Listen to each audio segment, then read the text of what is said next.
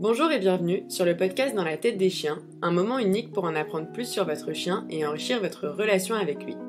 Je m'appelle Alice Mignot, je suis docteure en éthologie et je me suis spécialisée dans la vulgarisation scientifique sur le comportement canin et l'éducation canine bienveillante dans l'objectif de réduire la frontière entre la recherche et le terrain.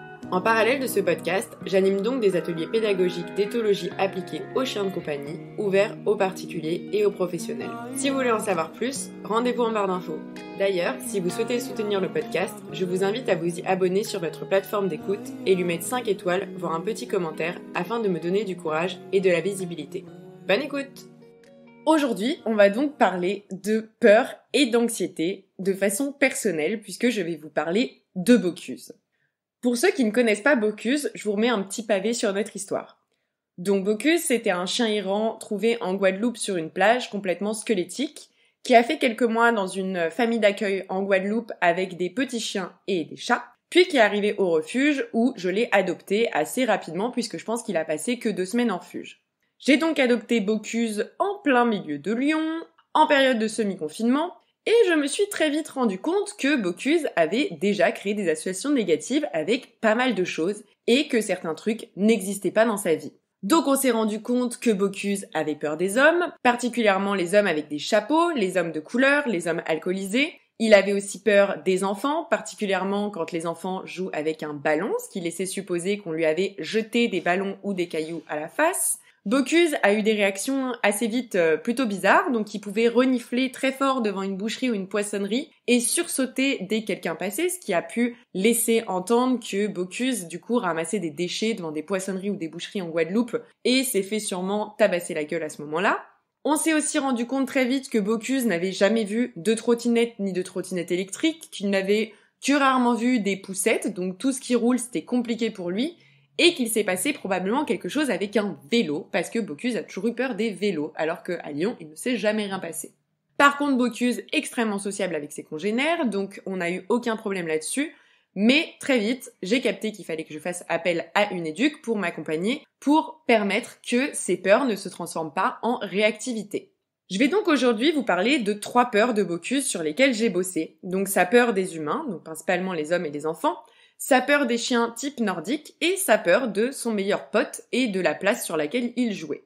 Donc pour commencer, quand j'ai adopté Bocuse, il avait peur des hommes et des enfants et je ne sais pas exactement et je ne saurai jamais ce qu'il a vécu, mais je m'en fais quand même une petite idée, sachant que les chiens errants en Guadeloupe ne sont pas les bienvenus chez tout le monde. Le point qui a toujours joué en ma faveur avec Bocuse, c'est que Bocuse a toujours eu un style d'ajustement qui était de favoriser la réponse par la fuite à toutes les situations.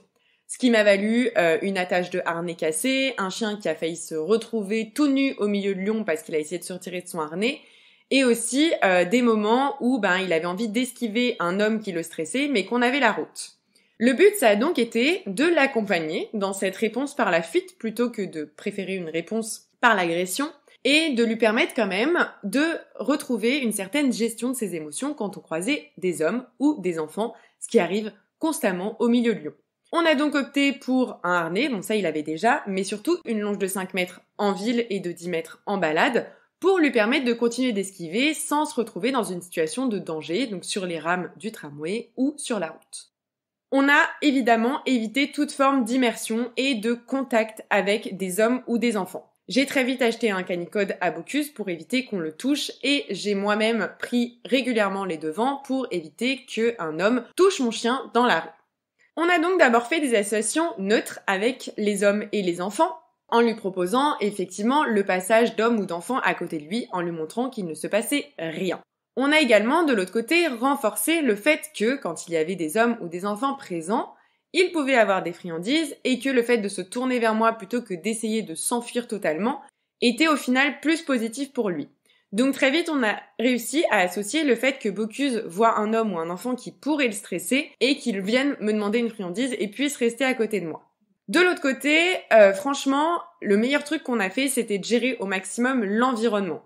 Donc le canicode pour qu'on ne le touche pas, demander aux gens de ne pas le faire et d'éviter toutes les situations où des enfants ou des hommes auraient pu être en trop grand nombre et toucher mon chien ou monter dans son stress. Donc typiquement, passer à côté d'une sortie d'école, c'était bien évidemment évité. Tout ce qui était les places où il y avait des marchés, etc., pareil. Et évidemment, au début, moi qui adore me poser en terrasse de bar avec mes potes et mon chien, j'ai évité de faire ça. Donc maintenant, je peux le faire, je suis extrêmement contente. Et aussi privilégier du coup des promenades, parce qu'à l'époque, on habitait vraiment dans le centre de Lyon. Privilégier des promenades, donc le soir, tard, ou le matin, tôt, quand il n'y a pas beaucoup de monde dans la rue.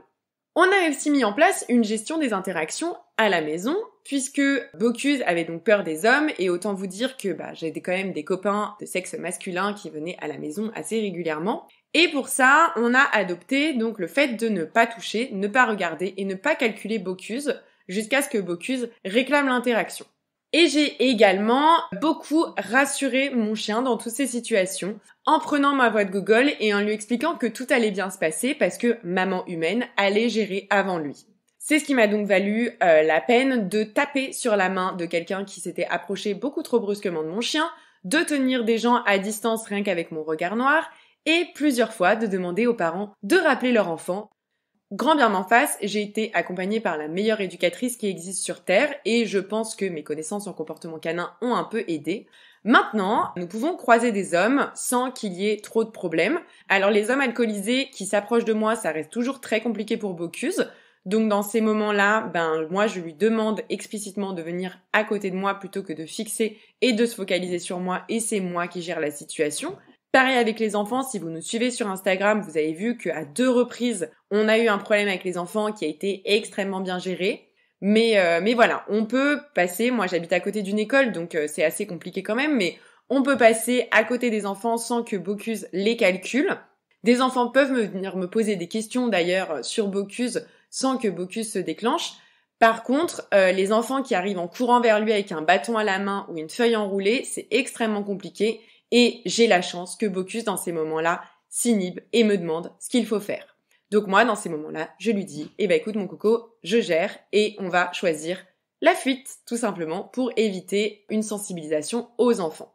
La deuxième peur de Bocuse, c'est la peur des chiens type nordique. Alors celle-là, je l'avais pas du tout vu venir, vu que Bocuse a toujours extrêmement bien communiqué avec ses congénères. Sauf que il s'est fait attaquer par une malamute, donc au sang avec point de suture, etc. à la patte, et il m'a généralisé ça à tous les types nordiques qui pouvaient exister. Donc on a adopté plusieurs stratégies qui font que maintenant, effectivement, je peux le dire, il n'est pas hyper à l'aise avec les types nordiques, mais il arrive à interagir avec eux. On a tout d'abord favorisé la prise d'information et la zone de confort, c'est-à-dire que Bocuse, quand il croise un type nordique, il a besoin de s'arrêter, de prendre les informations et de savoir qu'il peut partir si besoin. Donc moi, je respecte totalement ça. Quand on croise un husky ou même un samoyède, on prend le temps de s'arrêter s'il en a besoin, qu'il le regarde de loin et qu'il choisisse est-ce qu'il a envie d'y aller ou est-ce qu'il a envie de partir. Je l'ai également mis au contact de chiens bien codés avec cette morphologie. On avait la chance à ce moment-là, donc je vivais encore dans le milieu de Lyon, qu'il ait un super pote husky qui habite à 1 minute de chez nous, un husky de 9 mois, hyper bien codé et bien Google comme Bocuse les aime. Et en fait, au tout début, donc ça a été un peu compliqué parce que quand le chien lui a fait de l'appel au jeu, du coup, Bocuse était un peu méfiant. Ça s'est très très vite décanté avec ce chien. Bocuse a bien compris que c'était toujours son même pote, même si c'était un husky type nordique, du coup. Et en fait, ça a permis de généraliser à d'autres adultes type nordique bien codés avec qui je l'ai mis en contact dans des balades, toujours en respectant évidemment sa zone de confort et le fait qu'il ait le choix d'y aller ou non. Il a fallu aussi, et ça c'est grâce à mon éduc, que je limite mes attentes sur ce type de rencontre et savoir que je ne peux pas laisser Bocuse gérer toutes les interactions. Au tout début, j'avais vachement ce truc de me dire mon chien est super bien codé, il peut tout gérer, toutes les interactions, etc. Franchement, il gère de dingue. Après ça, je me suis dit ok, va falloir que moi aussi j'apprenne à gérer et que je lui dise tu y vas ou tu n'y vas pas. Parce que forcément, après cette sensibilisation et tout ce travail d'habituation par la suite, il fallait absolument éviter que toute baston arrive avec des chiens de ce type-là. Donc du coup, c'est moi et mes petits yeux qui avons observé les interactions, observé les chiens avant qu'ils arrivent et savoir quand est-ce que je devais y mettre fin. Typiquement, les huskies un peu bruts, etc., on a totalement évité et je pense que ça a fait beaucoup de bien à Bocuse. La dernière solution que nous avons mis en place, c'était moi de me détendre le cul. Parce qu'en fait, le jour où Bocuse s'est fait attaquer, tout mon monde s'est effondré, donc c'était une petite balade pour aller se détendre avec ma coloc. C'était l'époque où je remettais en plus la longe à Bocuse parce qu'il avait une grosse régression au niveau du rappel. Et donc on fait toute la balade en longe, tout se passe bien, on a des interactions avec des congénères, tout se passe bien. Et en fait à la fin, il y avait donc ses potes des croisés staff, je sais pas si les gens connaissent la Fessine, mais il y a une grosse plaine où il avait tous ses potes qui jouaient, beaucoup de frustration. Et en fait j'ai vu que des chiens qu'il connaissait avec qui ça se passe bien. Donc je me suis dit, je détache la longe, c'était totalement ma faute. Je n'avais pas vu que juste à côté, il y avait une malamute de 50 kilos en collier étrangleur où la nana a décidé d'aller au milieu des 20 chiens qui couraient. Et en fait, la chienne a pris peur, elle a chopé le chien qui passait à côté. Et évidemment, c'était le mien. Donc moi, j'ai été complètement traumatisée de retourner à la Fessine. Dès qu'il y avait un chien un peu grand et un peu tendu, j'étais en flip total. Et en fait, avec mon éduc, on a fait un taf d'habituation sur moi-même pour voir que, effectivement, j'étais pas obligée de me stresser à chaque interaction, que c'était pas parce que mon chien s'était fait cartonner une fois qu'il se refera cartonner, et que de toute façon, s'il doit se refaire cartonner, ça arrivera, que je sois stressée ou non. Et la dernière peur dont je voulais vous parler, donc c'est la peur sur Kuba, donc un des meilleurs potes de Bocuse, et la place. Il se trouve que l'humain de Kuba m'a gardé Bocuse une matinée, et aller les promener ensemble, sachant que lui, il aime bien jeter des pommes de pin à son chien, et qu'en général, Bocuse, dans ces moments-là, il renifle juste l'environnement à côté et il s'en fout. Sauf que ce jour-là, il s'est pris Kuba dans la tronche, et je pense que ça lui a fait plus mal que ce qu'on a pensé. Et juste après, il y a des mecs qui sont venus contrôler le gaz chez moi. Je ne pensais pas que mon chien allait être à la maison à ce moment-là, mais bref, je pense qu'on a eu 2 petits traumas en même temps. À la suite de cet incident, Bocuse a donc décrété que on pouvait garder Kuba à la maison, qu'on pouvait aller se balader en forêt avec Kuba et son humain, mais par contre que dès qu'on approchait de ce jardin, peur panique, queue entre les jambes, volonté de fuite, etc. J'ai aussi remarqué qu'il avait généralisé cette interaction à une autre place. On avait l'habitude de lâcher nos chiens, avec pareil, l'envie de fuite, la queue entre les jambes, le fait de se faire tout petit, etc. Je me suis donc demandé s'il avait développé une peur par rapport à l'humain de Kuba ou à Kuba directement. J'étais en train donc de chercher comment trouver une solution, donc en procédant à une désensibilisation avec des friandises, etc. Et en fait, j'ai découvert, il y a 2 semaines, que c'était pas une peur sur Kuba ou sur son humain, c'était une peur par rapport au fait de lancer des trucs. Grâce à une nana qui lançait le frisbee sur la place juste à côté de moi, et j'ai vu Bocuse se transformer avec des comportements de peur complètement énormes. Maintenant, du coup, je sais comment bosser ça. Donc, c'est un travail de désensibilisation, du coup, sur la place sur le parc où c'est arrivé, la place où nous allons régulièrement, évidemment sur la présence de Kuba et de son humain sur cette place, et aussi une désensibilisation au fait de lancer des trucs autour de Bocuse. Nous sommes actuellement dans ce travail. J'espère pouvoir vous dire dans un prochain épisode qu'on aura réussi la désensibilisation. Mais en tout cas, c'est pour vous dire que parfois, on pense que notre chien décrète une peur d'un certain stimulus, qu'il soit animé ou non animé, et en fait, c'est une autre situation.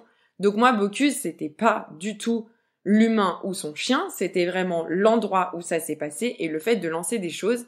Et donc, à partir du moment où on sait ce qui fait peur à notre animal, on va pouvoir entamer un travail dessus.